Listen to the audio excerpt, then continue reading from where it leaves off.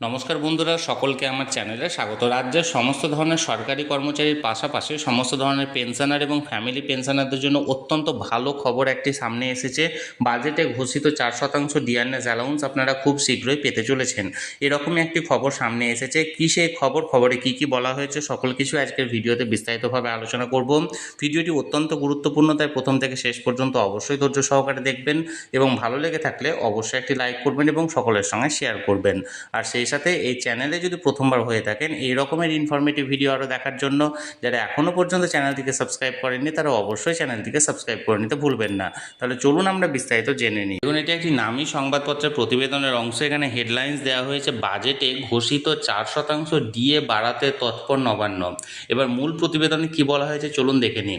এখানে বলা হয়েছে, কেন্দ্রীয় সরকারি কর্মচারীদের মহার্ঘ ভাতা বা ডিএ 2% বৃদ্ধি পাওয়ার পর পশ্চিমবঙ্গে ডিএ নিয়ে নতুন করে আলোচনা শুরু হয়েছে।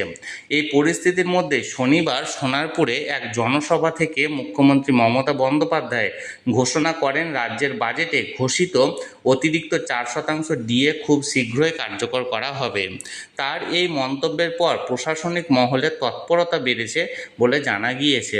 নবান্ন সূত্রের খবর, আগামী কয়েকদিনের মধ্যে রাজ্যের অর্থ দপ্তর এ বিষয়ে আনুষ্ঠানিক বিজ্ঞপ্তি জারি করতে পারে। অন্তর্বর্তী বাজেটে রাজ্য সরকারি কর্মীদের জন্য 4% ডিএ বৃদ্ধির ঘোষণা করা হয়েছিল। এই বৃদ্ধি কার্যকর হলে রাজ্য সরকারি কর্মচারীরা মোট 22% হারে ডিএ পাবেন।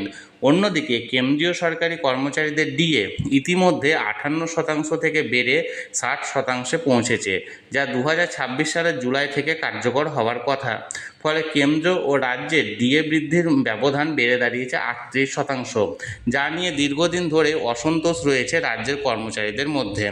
এদিকে সুপ্রিম কোর্টের নির্দেশ অনুযায়ী 2016 থেকে 2018 সালের বকেয়া ডিএ পরিশোধের প্রক্রিয়াও শুরু করেছে রাজ্য সরকার।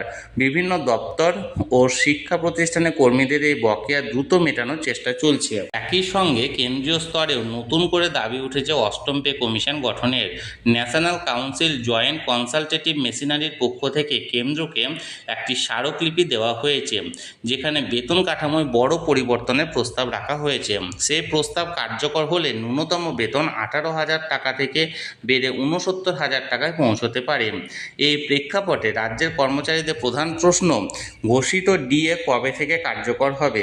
ইতিমধ্যে বিভিন্ন সংগঠন দ্রুত স্পষ্ট সিদ্ধান্তের দাবি জানিয়েছে।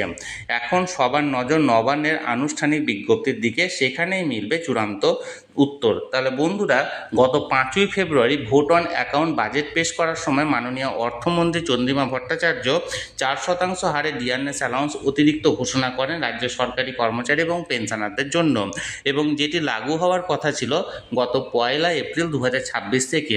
কিন্তু এপ্রিল মাসের প্রায় শেষ হতে চলল, এখনও পর্যন্ত এই ঘোষিত ডিএর কোনো জিও অর্থাৎ গভর্নমেন্ট অর্ডার জারি করা হয়নি অর্থ দপ্তর থেকে।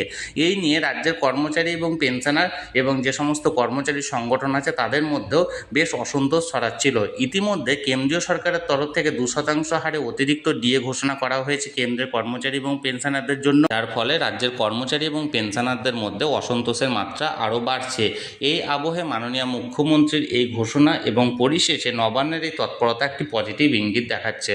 দেখা যাক কী হয়। আমি সবসময় চোখ রেখেছি, যে কোনো আপডেট আসা মাত্র তৎক্ষণাৎ সেটা আপনাদের সঙ্গে শেয়ার করে দেওয়া হবে। তাই যারা এখনও পর্যন্ত চ্যানেলটির সঙ্গে যুক্ত নেই অবশ্যই চ্যানেলটিকে সাবস্ক্রাইব করে চ্যানেলটির সঙ্গে যুক্ত হয়ে যান। আর এই ভিডিওটি ভালো লেগে থাকলে অবশ্যই একটি লাইক করুন এবং সকলের সঙ্গে শেয়ার করুন। আর সেই সাথে অবশ্যই চ্যানেলটিকে সাবস্ক্রাইব করে রাখুন।